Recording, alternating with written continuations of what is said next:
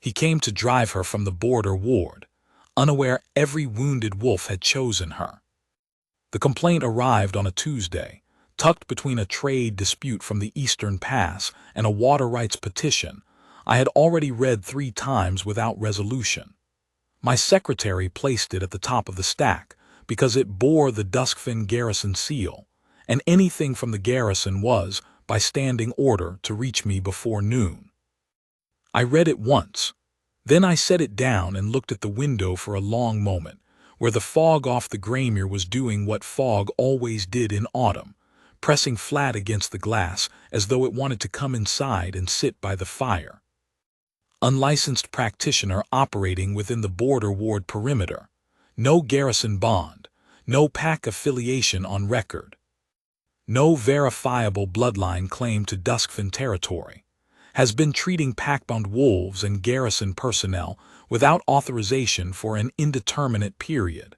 Requests formal expulsion review. The signature was Commander Vane's. Vane was not a man who filed complaints lightly. He was precise, humorless, and correct in almost everything, which made him useful and, on occasion, deeply exhausting. I called my secretary back. How long has this been sitting at the garrison level before it came to me? He checked his notes. Commander Vane logged the first internal report 31 months ago, my king. He attempted to resolve it at the garrison level. The practitioner apparently did not leave when asked. 31 months, I looked at the complaint again. And in 31 months, Vane could not simply remove her himself. My secretary had the careful expression of a man who had learned, over years of service, exactly when not to have an opinion. The record suggests there were complications. The garrison wolves complicated matters. The garrison wolves. Yes, my king. I was already reaching for my riding gloves. I rode at first light the next morning with a 4-man escort, which was 2 fewer than protocol demanded, and 2 more than I wanted. The border ward was not a long ride. A half-hour along the Graymere's eastern bank, past the old mill and the garrison's outer wall, into the section of Duskfin that did not appear on the formal maps because it had grown up unofficially, organically, in the way that rough places do when there is work to be done, and no one has yet decided who is supposed to do it. It was a place of narrow lanes and fog that never fully lifted, even at midday. The buildings were low and practical, stone rather than timber, because timber rotted in the marsh damp and stone did not.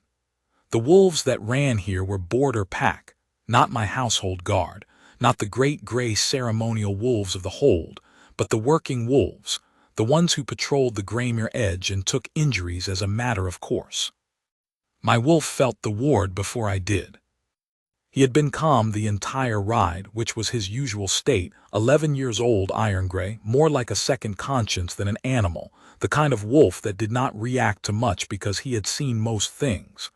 But as we turned into the lane the garrison map marked as the practitioner's location, something shifted in him. A subtle thing. The quality of his attention changed. He was not alarmed. He was interested. In the way he was interested in perhaps 3 things in the world, all of them significant. I noted it. I did not yet understand it. The building at the end of the lane was a former gatehouse, one of the small auxiliary ones the garrison had stopped using when the wall was extended 30 years ago. Someone had cleaned it thoroughly, replaced the broken shutter on the north-facing window, and hung 3 bundles of dried marsh herb from the lintel in a way that was clearly functional rather than decorative. The door was open. Inside I could hear a low, steady sound, not quite a voice, not quite a hum, something between the two. There were 4 wolves in the lane outside. Not pacing, not guarding, lying down, arranged in the particular way that a wolf lies when it is somewhere it has decided to remain, not resting out of exhaustion but resting out of choice. 2 of them were border wolves I recognized by their markings, animals from Vane's patrol roster. One was younger, not fully grown, with a bandaged foreleg.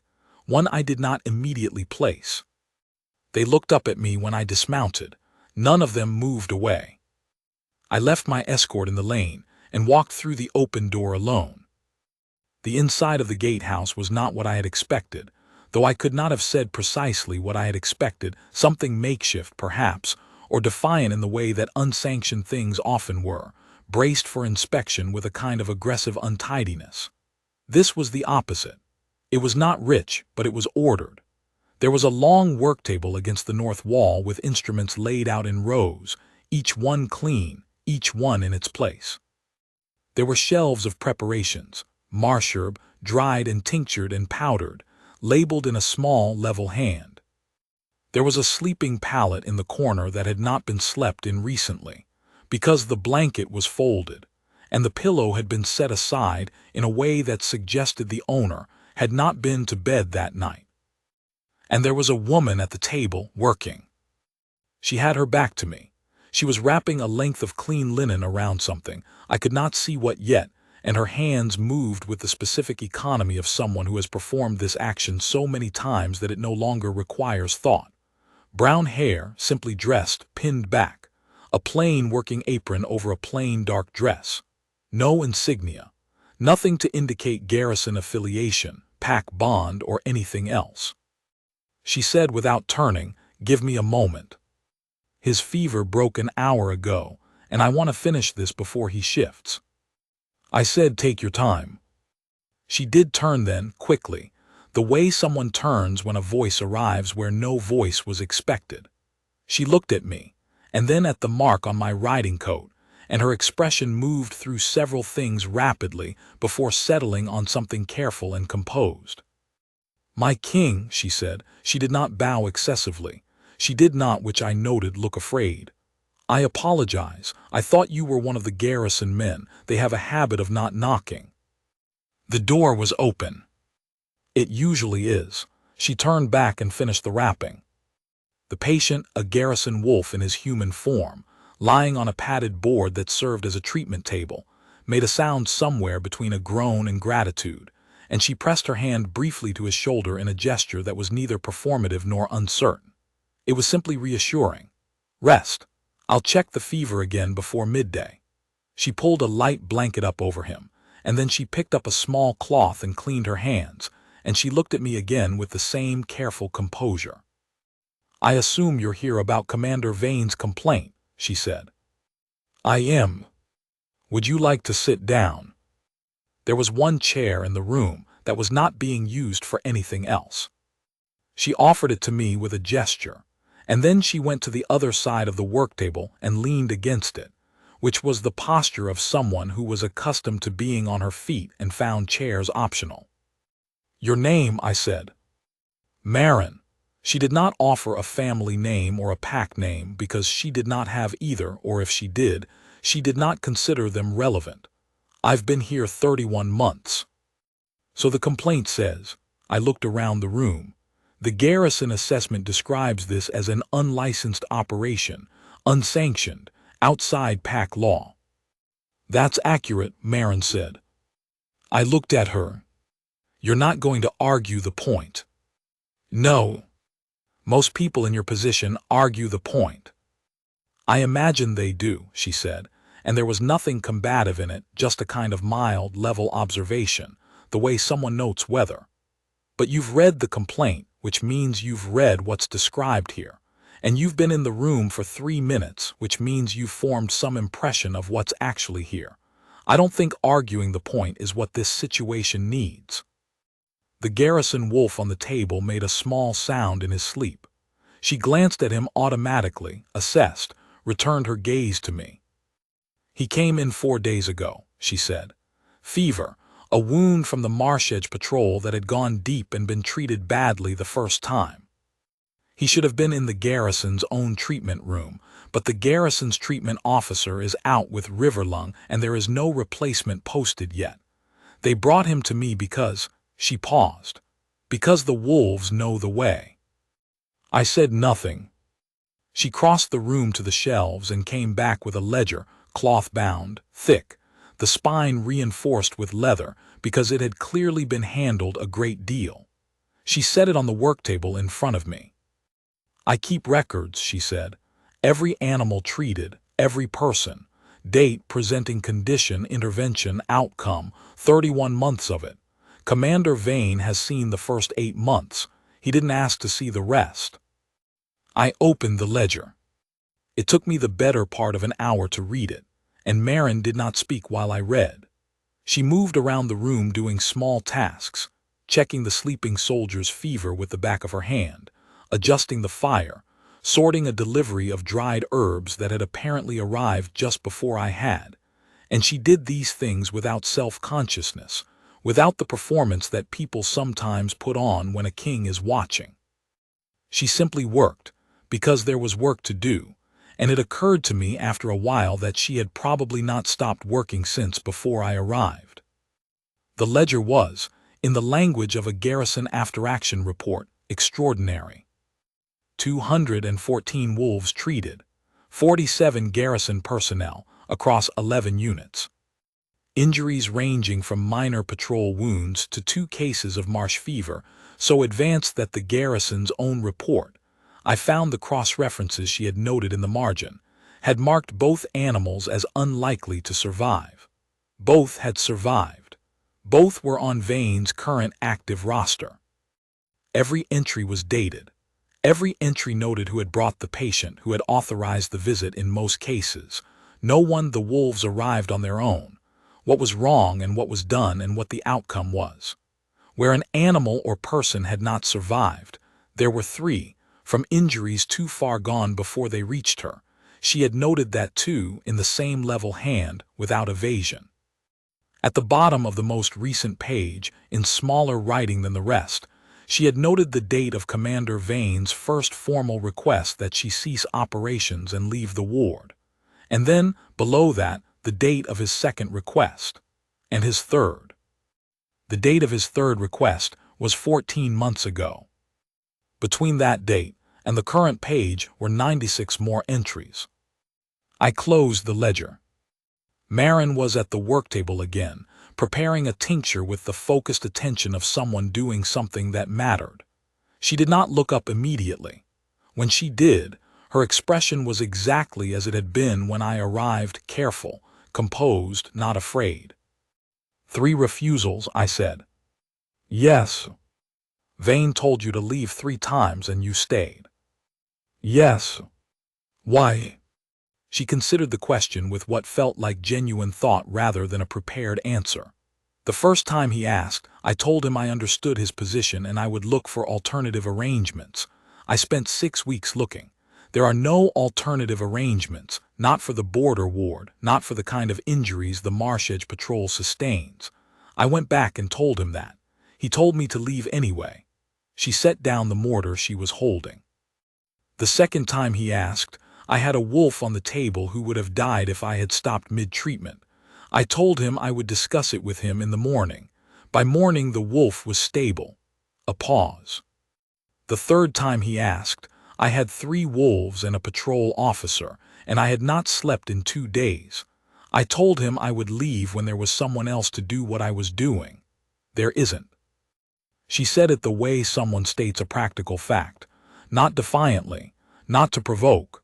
Just, this is the situation, assessed clearly, and here is what I concluded. I had, in my life, expulsed people from Duskfen territory 17 times. I had never once found myself holding the expulsion order and not wanting to complete it. I was aware of that now. The order, folded in my coat, with Vane's seal and my own authority behind it, and I was aware that I had no desire whatsoever to open it. I did not examine that feeling closely, not yet.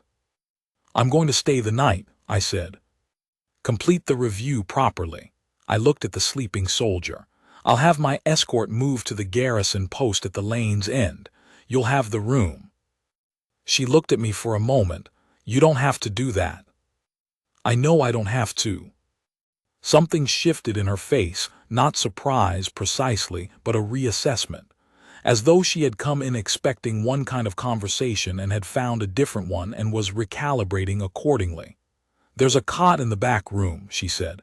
If you want it, it's clean. That will do. She nodded and turned back to her work. And I stood there for a moment longer than I needed to, in the quiet of that gatehouse that smelled of marsh herb and clean linen, and the particular warmth of wolves who had chosen a place to rest. My wolf, who had stationed himself outside the door when I entered, as he always did, waiting for me, had not moved from where I last saw him. He was still there in the doorway. He was watching Marin. The garrison soldier's fever was gone by evening. He woke while she was checking the wound, and she talked to him in a low, easy voice while she worked, not meaningless talk but practical. How long to rest, what to watch for, when to return if the wound reopened. He was young, probably his first serious injury, the particular combination of relieved and embarrassed that men got when they had been frightened for their lives, and were now mortified by having been frightened. She did not treat that as embarrassing. She simply handed him a cup of broth, and told him he had been sensible to come in when he did. He left at dusk, walking carefully, with the rolled instruction sheet she pressed into his hand, and the particular expression of someone who would come back if he ever needed to and would not hesitate about it. After he was gone, the gatehouse was quiet for a while.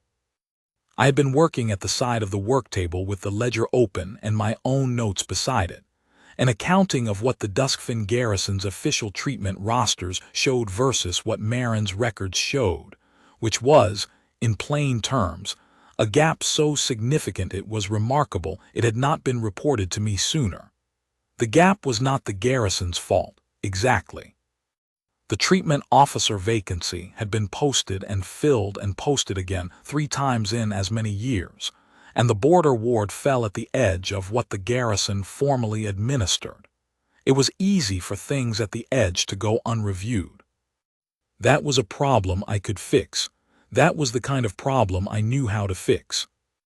The other thing, the thing I was sitting with more quietly, the thing I did not yet have a formal category for, was harder to name. She brought 2 bowls of whatever had been on the small iron pot at the fire, and set one at my side of the table without asking whether I wanted it.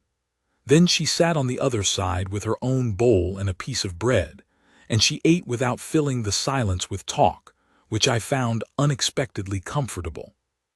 Most people, when they ate with me, talked too much. They felt the weight of the silence and tried to fill it. She did not try to fill anything.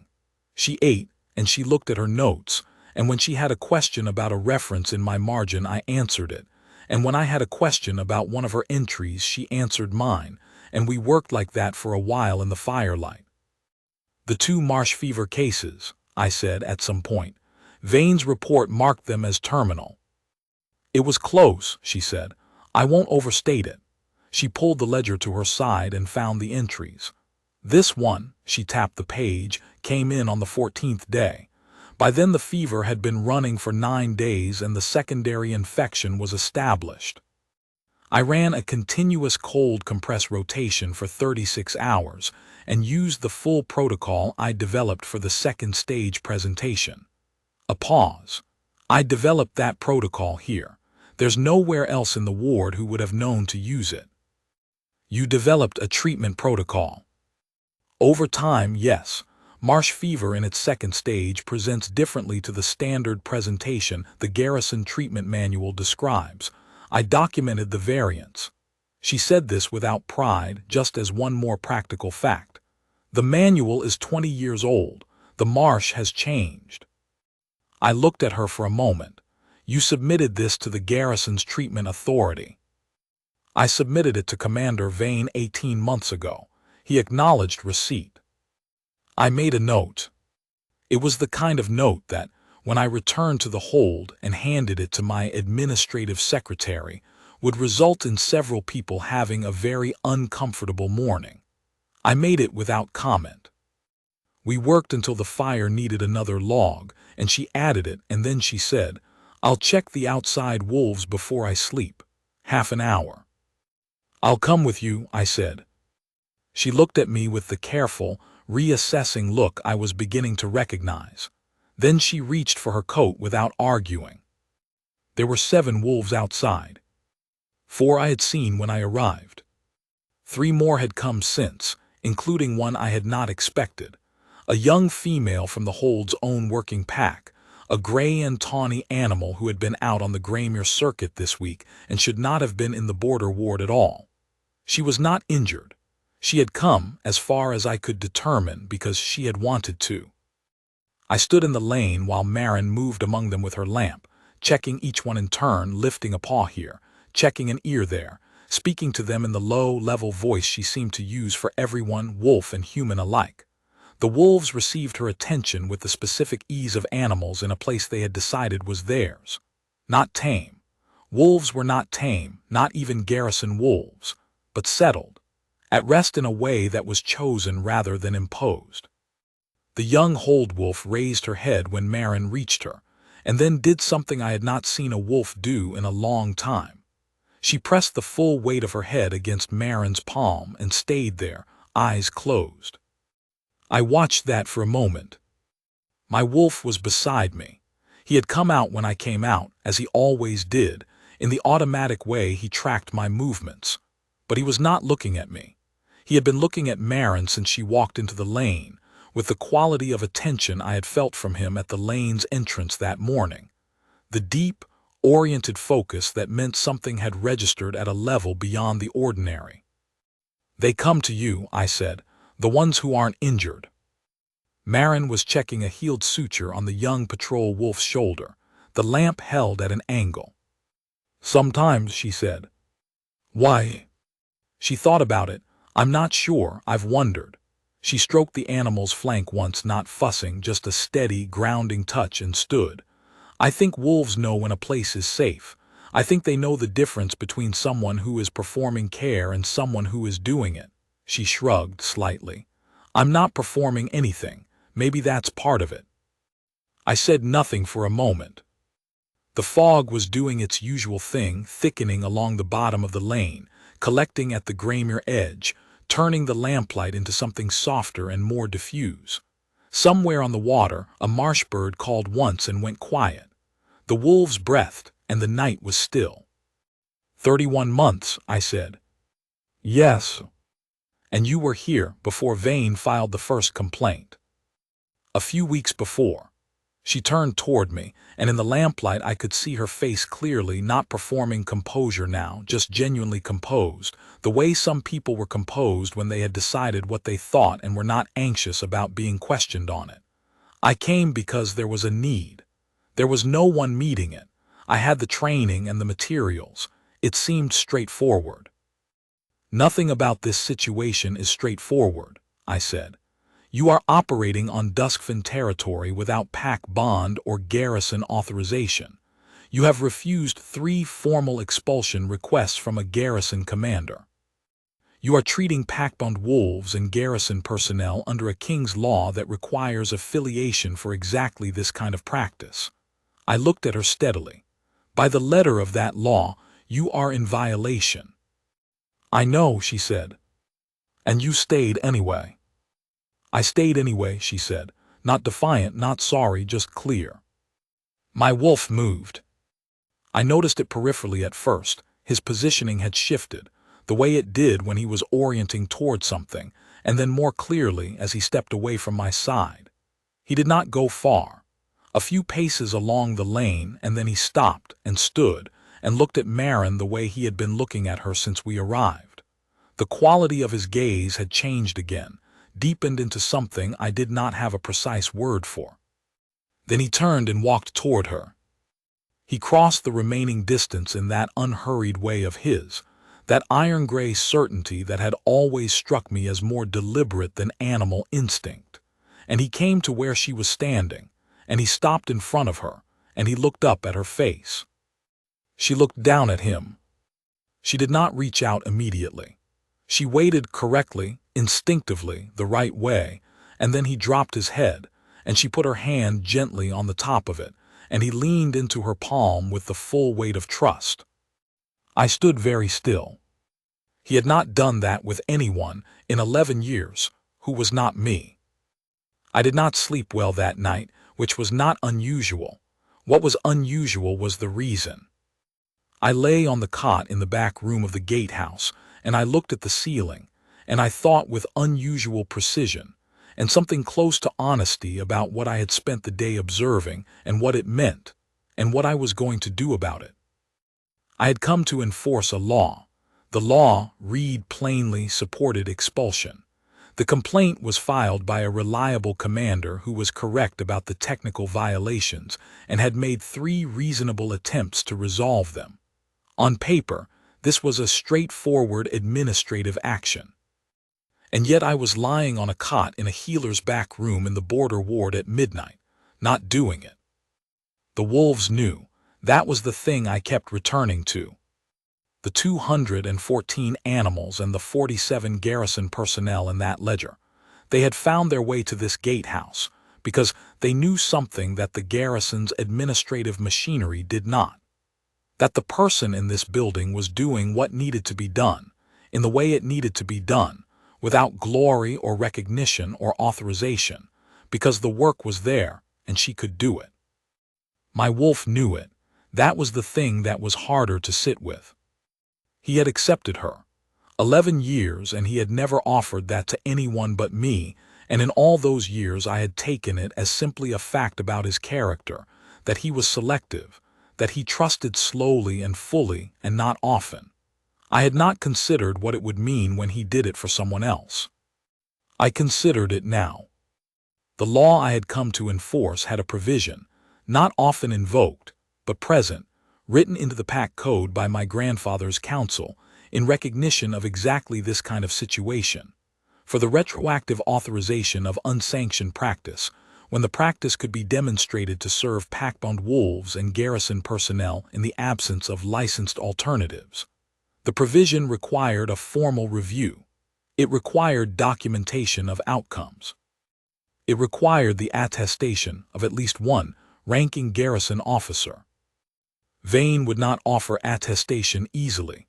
That was a problem for the morning. The other provision, the one I was not ready to think about directly but which was sitting at the back of everything, patient, waiting, was different in kind. It was not administrative. It was not, strictly speaking, law, although it had the weight of something much older than law. The mate bond was not common. I knew this in the abstract way that all wolves knew it, a destined pairing, recognized by the mark and by the wolf's acceptance, irrevocable once acknowledged. I had gone 11 years without it and had largely stopped expecting it. It was not something you looked for. It was something that either arrived or it didn't. I did not yet know with certainty what I was describing. But I lay there in the dark, in a building that smelled of marsh-herb and clean linen, and I listened to the quiet, and I thought that I had better know by morning. She was up before I was. When I came into the main room at first light, she was at the work table with a cup of something warm, writing in the ledger. She did not look up when I entered, which I found I preferred. She wrote for another moment, set the pen down, and turned. "There's water heating," she said, "and I found something in the supply chest that will serve as breakfast." "Thank you." She looked at me with that careful, reassessing expression, but there was something different in it this morning. Not warmer, exactly, but more direct, as though the night had settled something for her too. "You're going to stay another day," she said. It was not a question. "Yes." She nodded. She did not ask why. She brought the water and the breakfast, which was simple and good, and we ate at the table again in the comfortable quiet. Outside, I could hear the border ward beginning its morning, carts on the stone lane, the garrison horn at the post down the way, the particular sounds of a working place waking up. "I want to talk to Vane today," I said. "All right. I'll go alone. I'd prefer you to be here." She looked at me. "You're going to ask him to provide attestation." "Yes." "He won't like it." "I know." I drank my cup of something warm, which turned out to be a marsh-herb tea that was bitter in a way that was somehow also exactly right. That's not the same as refusing. She was quiet for a moment. "Then, can I ask you something?" "Yes." "Why are you still here?" She said it without accusation, genuinely, as though she was asking the same kind of practical question she asked herself when she was trying to understand a situation. You came to expel me. You've read the ledger. You know the law's position. You could have made the determination yesterday and gone back to the hold. I looked at her across the table. I thought about how to answer that honestly. My wolf, I said, has not accepted anyone in 11 years. She looked at me steadily. Something shifted in her expression, not surprise, because I thought she had probably been turning that over too, since last night in the lane, but recognition. The way someone looks when a thing they were not quite letting themselves think becomes impossible to avoid. I see, she said. I'm not. I stopped, because I was discovering that there was no version of this sentence that did not sound like either too much or too little. I'm not making any claim on you. I want to be clear about that. The law protects the bond as a recognized fact, but it cannot be forced. It is not something I am invoking as an authority. I know, she said, and then quietly, I felt it too, yesterday when you walked in. I thought I was imagining it. The morning light through the repaired shutter was coming in at a low angle, and it caught the dust in the air and the steam from the cups and the worn wood of the table, and everything was very quiet for a moment. Did you imagine it? I asked. No, she said, I don't think I did. Vane was in his office at the Garrison Post, which was where Vane always was, and he received me with the precise formality of a man who knew he was on uncertain ground and intended to hold it anyway. My king, he said, standing behind his desk, I trust the review is proceeding to your satisfaction. It is, I said. Sit down, Vane. He sat, I sat. I put the ledger on the desk between us. He looked at it. He had the expression of a man who recognized a document and was already calculating what would happen next. You've reviewed the full record, he said. I have, all 31 months. I opened it to the 2 marsh fever entries. These 2 animals are on your current active roster. They are. Your own report designated both as terminal. At the time of reporting, that was the medical assessment, yes. And the practitioner's intervention changed that outcome. He was quiet for a moment, not reluctant to admit it, I thought more reluctant to arrive at where admitting it led. The outcomes were unexpected, he said. Yes. I'm invoking the retroactive authorization provision, I said. Article 14 of the PAC Code. I'll need your written attestation that the practice in question served pack-bound wolves and garrison personnel in the demonstrable absence of a licensed alternative. That's the required attestation language. You'll recognize it. I recognize it, he said. Good, I waited. He looked at the ledger for a long moment. Vane was not a man without conscience. He was simply a man who put law above judgment in situations where the law seemed clear, and I had come to those situations and found the law wasn't as clear as he'd believed. He knew it. He had known it for 31 months, which was probably why the complaint had taken 31 months to reach me. You'll have it by this afternoon, he said. Before noon, I said. I'm returning to the ward afterward, and I'd like it done. He nodded, one short motion, the nod of a man closing an account. Vane, I stood. The treatment protocol in the back section of that ledger, the marsh fever second stage presentation. It's been on your desk for 18 months. He had the grace to look uncomfortable. It will be in the Garrison treatment manual by the end of the month, I said, with attribution. I left him with the ledger and went back out into the fog. The attestation arrived before noon. He sent it by the same runner he used for formal orders, with the Garrison seal and his signature on the correct line, and the language was exact. I carried it back to the gatehouse, where Marin was in the middle of treating a border wolf's abraded flank. A new arrival, a patrol animal she had apparently never seen before, who had nonetheless walked through the open door and laid down on the treatment board as though he knew where he was going. I sat at the work table and drafted the authorization documents while she worked. It was a practical, unhurried process. The authorization was not complicated once the attestation was in hand.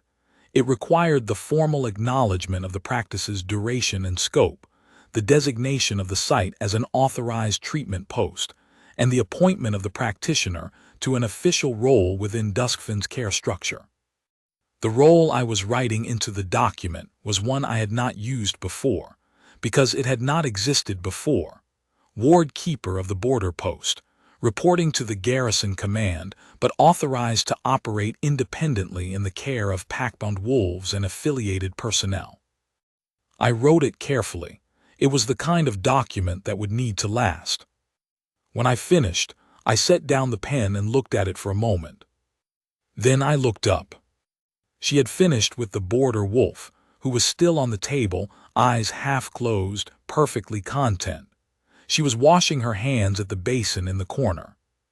Her back was to me, and I could see the line of her shoulders, tired, I thought, not from this morning but from 31 months of mornings.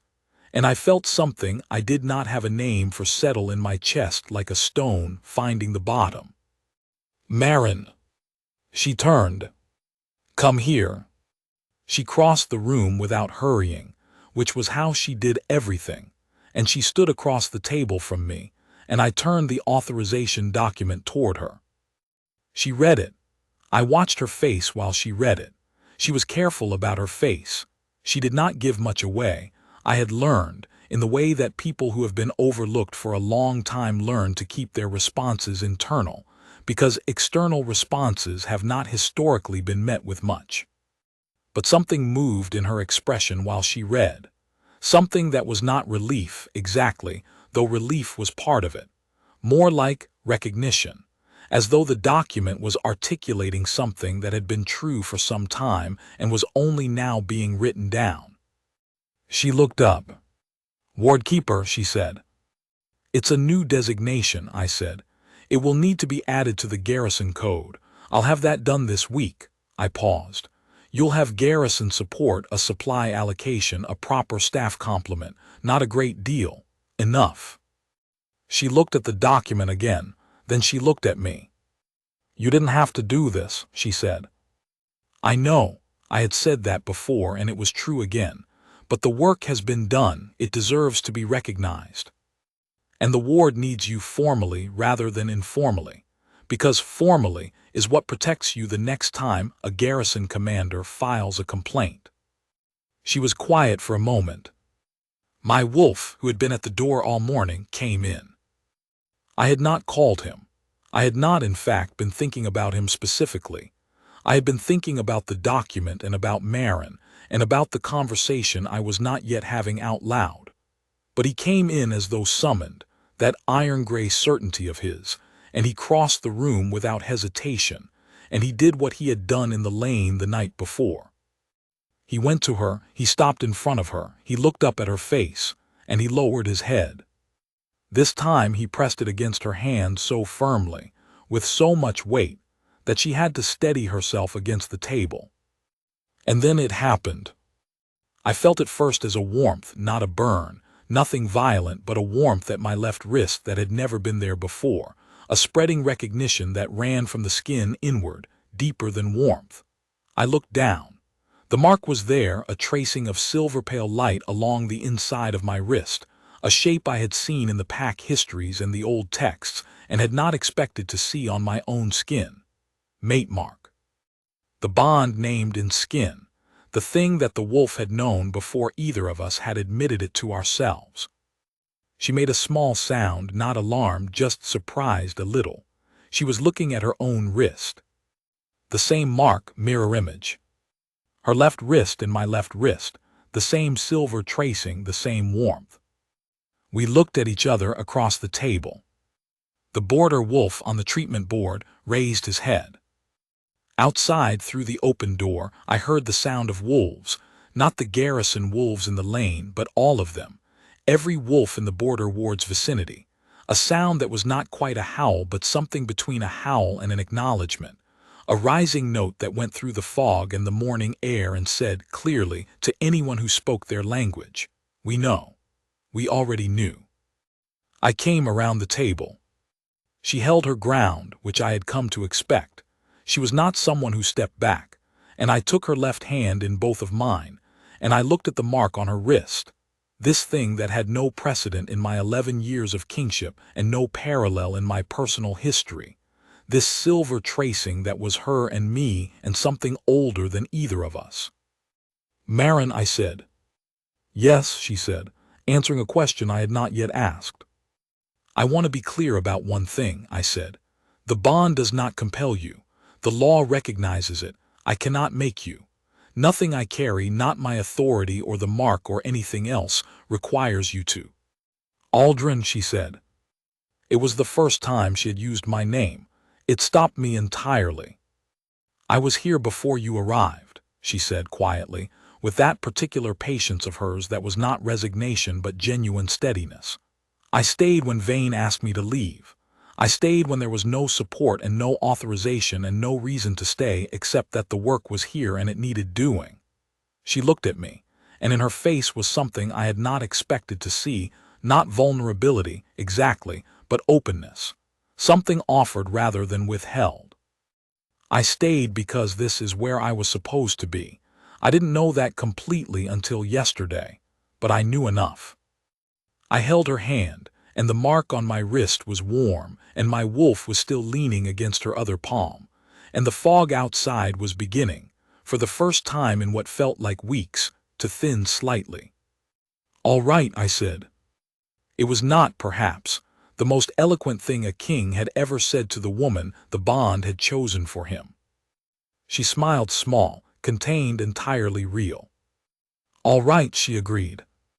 The garrison was assembled in the courtyard by mid-afternoon. I had not planned for ceremony. That was not what this was. But word travels in small places, and the border ward was a small place, and by the time I walked from the gatehouse with Maren beside me and my wolf at my heel, there were 47 people in the courtyard. The garrison post's full complement, plus a number of border ward residents who had, apparently, decided that whatever was happening was worth watching. Commander Vane was there, to his credit. He was standing at attention with the rest, which was the right posture, and his face was the face of a man who had completed a long, uncomfortable reassessment, and had arrived at the other end of it with something close to relief. I stopped in the center of the courtyard. I held up the authorization document. "Effective today," I said, "this site is formally designated the Duskfen Border Ward Treatment Post. The practitioner Maren is appointed its ward keeper under Article 14 of the Pack Code, with full garrison authorization and the supply allocation and staff complement appropriate to her role." I looked at the assembled garrison. "This appointment is not a mercy. It is a correction. This ward has been served for 31 months by someone operating without the protection she deserved, and that ends today." The courtyard was quiet. "Furthermore," I said, and my voice was level, because this was the part I had decided on in the small hours of the night, and I had made decisions before, and I knew what a right one felt like. "I am formally naming Maren the Alpha King's bonded mate and the Luna of Duskfen. The mark is on both wrists.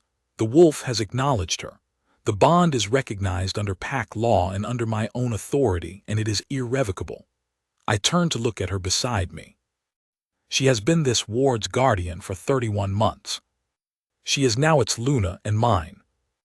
Maren was looking at me with an expression I had not quite seen on her face before, composed, as always, but softer than her working composure, something underneath it that was warmer and less careful. She was holding her left wrist against her side, and the mark was there, silver pale in the afternoon light, visible to the garrison if they looked. They looked. 47 people, and beyond them the border ward residents, and in the lane the wolves, the garrison wolves and the hold wolf and the patrol wolves, and the 3 who had arrived from somewhere further along the Greymere, animals who had found their way here over 31 months and would keep finding their way here. All of them, watching. Vane was the first to bow. He did it correctly, the garrison commander's formal bow, the kind he reserved for authority he respected. He had filed the complaint in good faith, and he had corrected it in good faith, and I found I did not hold the rest against him. The garrison followed him, one motion 47 people. The wolves in the lane did not bow, wolves did not bow, it was not what they did. What they did was lower their heads, all of them in the same moment, in the particular way that a wolf acknowledges something it has already decided. Maren watched all of it with steady eyes. Then she turned to me, and she said quietly, so only I could hear it, "You didn't have to make it that large." "I know," I said. "The ward would have been enough." "Perhaps," I said, "but the ward didn't know. Now it does." She looked at me for a long moment. Then she turned back to the assembled garrison, and she held herself the way she held herself in the gatehouse, straight, simple, nothing performative, and said clearly, "Thank you, I'll keep doing the work." It was, I thought, the most Maren thing she could have said. Someone in the garrison laughed, not unkindly, the relieved laugh of people who have been holding attention and are now released from it. And then there was the ordinary sound of a courtyard dispersing, people returning to their duties, the afternoon resuming its shape. My wolf came to stand at my side. He looked up at me, and then at Maren, and then at the direction of the gatehouse. "All right," I told him. "We'll go back." She worked until evening. There were always wolves. There was always someone, and I worked at the table beside her, because I had discovered that I could do administrative work here as well as I could do it in my own study, and better in some ways, because the silence in this place was a working silence rather than a waiting one. At some point I found myself at the shelves, looking at the preparations she had labeled in that small, level hand, reading the names of things I didn't know and some I did, and she came and stood beside me and told me what they were for, briefly, practically, the way she explained everything. "This one," she said, touching a jar of deep amber liquid, "is for the second stage marsh fever. I started developing it in the first month.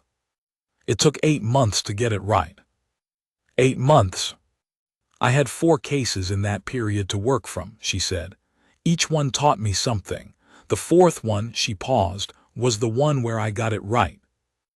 I looked at the jar, and at the rows of labeled preparations beside it, and at the ledger on the table, and at the light from the fire, and at the wolf sleeping in the corner, and at the woman beside me who had built all of this alone, in a building no one else wanted, without authorization or support or recognition, because the work was here and she could do it. 31 months, I said again. Yes, she said. Was it not difficult to stay when they kept asking you to leave? She considered it. Sometimes, she said. But the difficulty was always on the leaving side, not the staying side. When I thought about leaving, the difficulty was, she paused, choosing carefully, the wolves, the people, the gap that would exist if I weren't here. That was always harder than staying. I looked at her. You didn't stay for recognition, I said. No. Or for the law's approval. No. You stayed because the work was the right work to do. She looked at me with something approaching patience at my slowness. Yes, she said, that's it. My wolf in the corner made a sound that was not quite a snore and not quite a sigh. A low, settled exhalation that was the sound, I had learned over 11 years, of an animal who was exactly where it wanted to be. I put my hand over hers on the shelf, and she did not pull away, and the warmth at my wrist was steady and constant. The mate mark that was not fire but something more like a compass, an orienting thing, the particular rightness of knowing where north is. I've been running Duskfin for 11 years, I said. I have administrators and commanders and a council and a secretary who does not let me miss a single piece of correspondence. And in all that time, not one of them thought to come to the border ward and check what was actually happening. It's easy to miss, she said without bitterness. Edges are easy to miss. I won't miss it again, I said. She was quiet for a moment. I know, she said. And she said it the way she said most things, simply, steadily, as though it were a practical fact she had already verified to her own satisfaction and was now reporting. We returned to Duskfen Hold 3 days later, long enough to stabilize the post, get Vane's new supply allocation in writing, and identify a second practitioner from the garrison's roster who could support the ward's caseload. Marin oversaw all of it with the same quiet efficiency she had brought to 31 months of unsanctioned work, and the garrison adapted to her authority with a speed that surprised Vane and did not surprise me at all. The hold received us without ceremony, because I had sent word ahead that there was to be none. What the hold received was a king returning from a border review, and a woman with a garrison authorization document, and a supply ledger and a wolf who walked at her side. And whatever the council made of the specifics, the wolf settled any remaining questions before I had to answer a single one. The council chamber was cold when we arrived for the morning session, and Marin sat beside me at the table and did not speak unless spoken to. And when she was spoken to, she answered clearly. And by the end of the session, 3 of my 4 counselors had shifted their address to her from polite to substantive in the way that people shift when they discover they are speaking to someone who knows more than they do. The 4th counselor, Lord Peck, who had been on the council since my father's time and regarded every change in the hold structure as a potential threat, asked, at the end, in the carefully neutral voice of a man who objected to things on principle, "The ward keeper designation is irregular. There's no precedent." "There is now," I said. "I wrote it." He was quiet for a moment, then, "And the Luna designation, the timing." "The bond is on the record," I said. "The mark is on both wrists." The wolf acknowledged her at the border ward in front of 47 witnesses. "There is nothing irregular about the timing." Lord Peck looked at Marin, and Marin looked back at him with the particular calm of someone who had spent 31 months being told she was irregular and had developed a very solid sense of herself as a result. He bowed, a short, precise bow, the kind that a man of his particular dignity deployed when he had assessed a situation and found it already decided. The session was done. Evenings, for a while, I found myself doing something I had not done in years, staying in one room rather than distributing my attention across the hold's 12 demands. The room was usually the study, and Marin was usually at the other end of the table, working. There was always work, from the border ward or the hold's own wolves or the garrison medical roster she was now formally advising.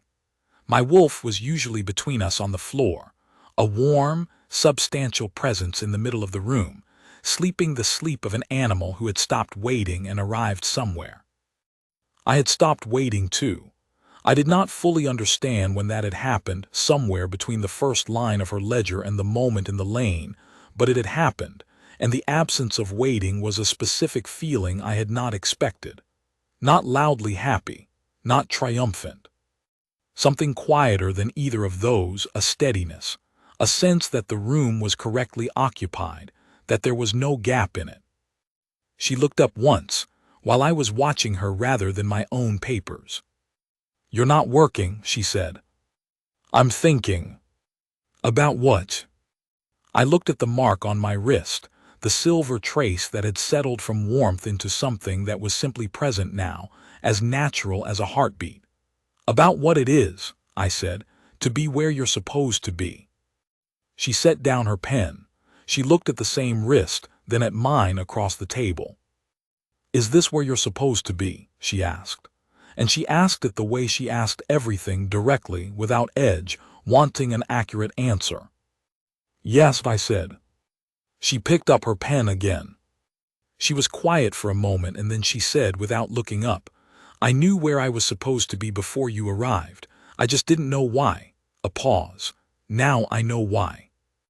My wolf made the sound in his sleep, the settled, choosing sound, and the fire held its warmth, and the evenings settled around us in the way that evenings settle when they have no reason to be anything other than themselves. She had been 31 months in the border ward, unseen and uncounted, doing the right work in the dark. I would spend the rest of my years making sure that was never the shape of her life again. That was not a grand vow, made to the pack, performed for recognition. It was a quiet thing, decided in a warm room with a pen scratching and a wolf breathing, the kind of promise that does not need an audience because it has already been kept.